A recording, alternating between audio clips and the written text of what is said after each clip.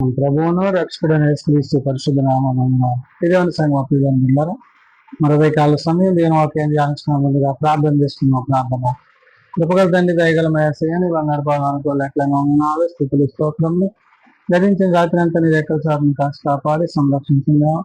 మరొక కాల సమయం సజీవులేఖను చేరి ప్రార్థించండగా వాక్యమైన దేవుడు వాక్యం ద్వారా మాతో మాట్లాడి మీరే మహిమ గంట ప్రభావాలు పొందాలని చేసినాము నడుచున్నాం తండ్రి. ఆమె దేవుని సంఘం అప్పిదాన్ని ఏర్పాటు చేయండి. ఒక భాగము అపోస్తులైన పౌలు ఫిబ్రవరికి రాసిన పత్రిక 4వ అధ్యాయము 10 నుంచి 13 వచ్చాడు ధ్యానం చేస్తున్నాము. అపోస్తులైన పౌలు ఫిబ్రవరికి రాసిన పత్రిక 4వ అధ్యాయము 10 నుంచి 13 వచనములో ఈ విధంగా రాయబడినవి. ఎందుకనగా దేవుడు తన కార్యములను ముగించి విశ్రమించిన ప్రకారము ఆయన యొక్క విశ్రాంతిలో ప్రవేశించిన వాడు కూడా తన కార్యములను ముగించి విశ్రమించును. పౌలు మహాశయుడు హెబ్రీ సంఘానికి పత్రిక రాస్తూ మీ హృదయములను కఠినపరుచుకొనకుడి అనే మాటను గుర్తు చేశాడు. అంటే దేవుని యొక్క మాట చేత, దేవుని యొక్క ఉపదేశముల చేత, దేవుని యొక్క ఆలోచనల చేత మనము జీవించవలసిన వారమే ఉన్నాము. కాబట్టి దేవుడు తన కార్యములను అంటున్నాడు. అంటే ఏంటి కార్యాలంటే ఏదైతే దేవుడు తాను ప్రేమించి మనకు ఆయన తన యొక్క రక్తాన్ని చెల్లించి మన కొరకు తన ప్రాణాన్ని పెట్టి ఉన్నాడో ఆ విషయాలను ఇక్కడ భక్తుడైన పౌలు గుర్తు చేశాడు. అందుకనే ఎందుకనగా దేవుడు తన కార్యములను ముగించి విశ్రమించిన ప్రకారము అంటే ఆయన ఏదైతే తాను చేయాలనుకున్నాడో ఆ కార్యాన్ని సంపూర్తి చేసి ఆ తర్వాత ఆయన విశ్రమించిన ప్రకారము ఆయన యొక్క విశ్రాంతిలో ప్రవేశించిన వాడు అన్నాడు. అంటే ఎవరు? తండ్రి యొక్క చిత్తాన్ని జరిగించి తండ్రి యొక్క ఉద్దేశాన్ని నెరవేర్చి తండ్రి యొక్క ఆలోచన ప్రకారము ఆయన ఏదైతే చేసి ఉన్నారో దానిని గురించి ఇక్కడ పౌరు భక్తుడు చెప్తున్నాడు. కాబట్టి ఇక్కడ ఆయన యొక్క విశ్రాంతిలో ప్రవేశించిన వాడు కూడా తన కార్యములను ముగించి విశ్రమించినాడు. కాబట్టి ఎవరైతే ప్రభువునందు విశ్వాసం ఉంచుతారో, ఎవరైతే ప్రభు యొక్క కార్యాలయం విశ్వాసంలో కొనసాగుతారో వారు కూడా తమ కార్యాలను సంపూర్తి చేయవారు ఉన్నారు అంటారు. అయితే దేవుని చేత, దేవుని ద్వారా ఏర్పరచబడ్డ వారు కూడా దేవుడు వారికి ఏర్పరిచిన కార్యాలను, దేవుడు వారికి ఇచ్చిన స్థితిని వారు సంపూర్తి చేసిన తర్వాత దేవుని చిత్తాన్ని వారు కొనసాగిస్తారు. అందుని బట్టి ఇక్కడ పౌలు చెప్తున్న మాట ఏంటంటే, కాబట్టి అవిధేయత వలన వారు పడిపోనట్లుగా మనలో ఎవడనో పడిపోకుండా ఆ విశ్రాంతిలో ప్రవేశించేటప్పుడు జాగ్రత్త కూడదు. అవిధేయత వల్ల పడిపోయారు. అంటే ఏంటి? దేవుని ఆజ్ఞ అతిక్రమించి ఆజ్ఞాతిక్రమ పాపం కాబట్టి ఆ పాపం వల్ల వారు పడిపోయారు. కాబట్టి ఆ విధమైన పరిస్థితుల్లోకి మీరు పోవద్దు అంటున్నాడు. అంటే ఏంటి? మనము వాక్యానుసారంగా, ఆత్మానుసారంగా, దేవ సంబంధమైన దేవుని మాటల చేత జీవిస్తూ ఆ విశ్వాసంలో కొనసాగే వారిగా మనం ఉండాలి అనే విషయాన్ని చెప్తున్నాడు. అందుకనే కాబట్టి అవిధేయత వలన వారు పడిపోయినట్లుగా, అవిధేయత అంటే దేవునికి ఏమాత్రము లోబడక దేవుని మీద తిరుగుబాటు చేసిన వారుగా వారు ఉన్నారనే విషయాన్ని పౌలు చెప్తూ మనలో ఎవడను పడిపోకుండా ఆ విశ్రాంతిలో ప్రవేశించినట్లు జాగ్రత్త పడదాము అన్నాడు. కాబట్టి మనం ఆ విధంగా ఉండకూడదు.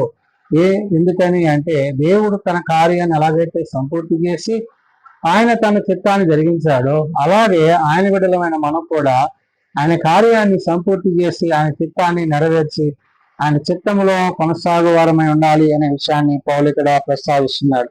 ఎందుకనగా దేవుని కార్యము సజీవమైన బలమైనదై రెండంచుల వాడి అంటే ఎటువంటి ఖడ్గము కంటేనో వాడిగా ఉండి ప్రాణాత్మలకు కీళ్లను మూలుగులను విభజించినంత మట్టుకు వేరుతూ హృదయం యొక్క తలంపులను ఆలోచనలను శోధించినది అంటారు. అంటే దేవుని యొక్క కార్యాలు ఎలాంటివంట? రెండంచుల వాడిగల ఖడ్గము.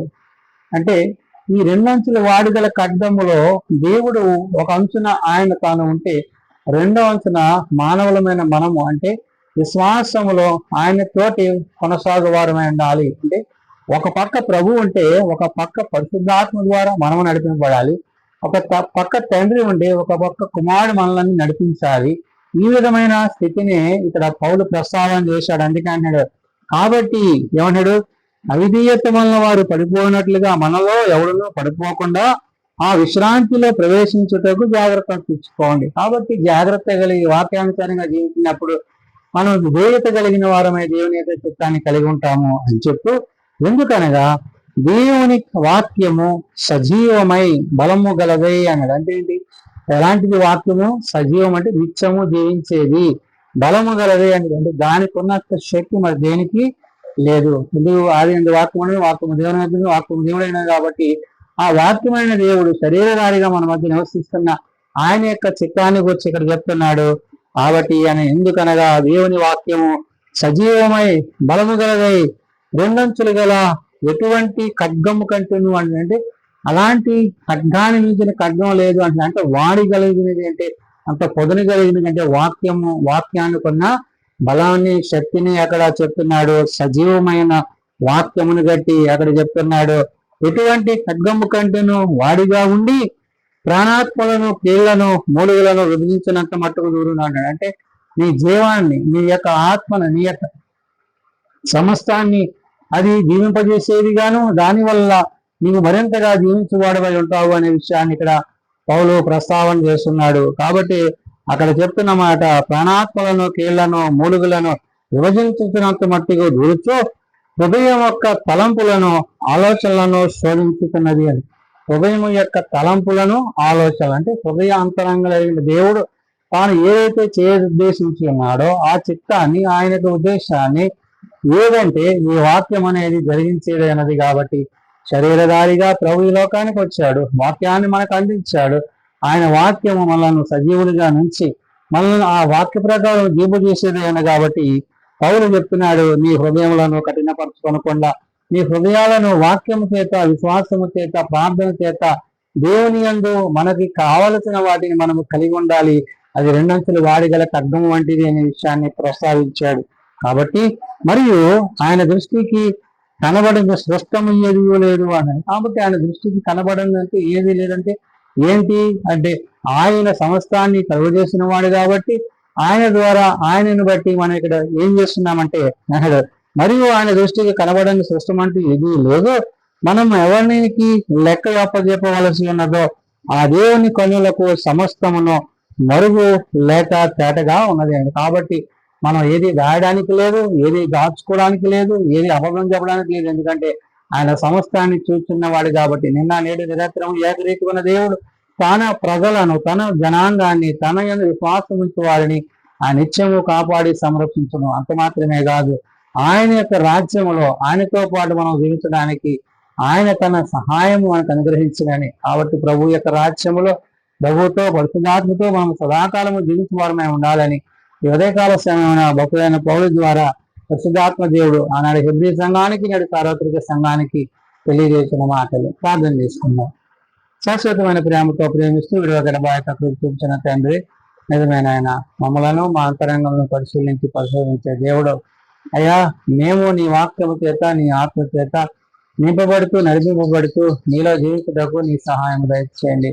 ఈ వాక్యము రెండంచుల వాడిగల ఖడ్గము వంటిది నాయన. అటు వాక్యమును మేము కలిగి నీ అందు కొనసాగుతూ నాయన, ఒకవైపున నీ మాటల చేత, ఒకవైపున నీ వాక్యము చేత, ఒకవైపున నీ ఆత్మ చేత నింపబడుతూ, మరి రెండో వైపునైనా మేము సజీవులుగా నీ అందు నిలిచే ధన్యతను, యోగ్యతను కలిగి ఉంటూ సహాయం దయచేయండి. కాబట్టి నాయన, మేము నిన్ను బట్టి, నీ మాటను బట్టి జీవించటకు, నీ మాటను బట్టి కొనసాగుటకు నీ సహాయము మాకు దయచేయండి. చిన్నబిడ్డలు, ఎవరు పెద్దలు, వృద్ధులు ప్రతివాది వారి వారి తరగతుల చెప్పిన ఆశీర్వదించి జీవించండి. ఎవరు నశించక అంతటి అందరూ మారు మనసు కలిగి పాప క్షమాపణ కలిగి నేను చిరాజంలో తెరగలందరూ గట్టిగా దయచేయమని ప్రార్థన చేస్తున్నా. ప్రభా, ఇదిన పరిచయలో సేవలో నీ సన్నిధిని మా ప్రేమించమని, నీ ఆఖరికి మమ్మల్ని సిద్ధపరిచి మహిమ ఘనత ప్రభావాల మీద పొందుకొనమని ఏసునామం నడుచున్నాం తండ్రి, ఆమేన్. పరలోక వందన మాట్లాడి నీ నామం పరిశుద్ధపరచుకోలు గాక, నీ రాజ్యం వచ్చి గాక, నీ ఇష్టం పరలోక వందన నెరవేర్చినట్లు భూమి మీద నెరవేరగాక. మా విధంగా మాకు దయచేయండి. మా అపరాధం చేసిన వారు మేము క్షమించిన ప్రకారం అపరాధం క్షమించి స్వరంలో దేకాల్సిన తప్పించింది. రాజ్యము, శక్తి, మహిమ నిరంతరము నీవేనా తండ్రి, ఆమేన్. మన పర్వతమైన దేవుని ప్రేమ, ప్రభువైన యేసుక్రీస్తు కృప, ఆదరణకర్త అయిన పరిశుద్ధాత్మ సహాయము సదా తోడండి సంరక్షించిన గాక, ఆమేన్.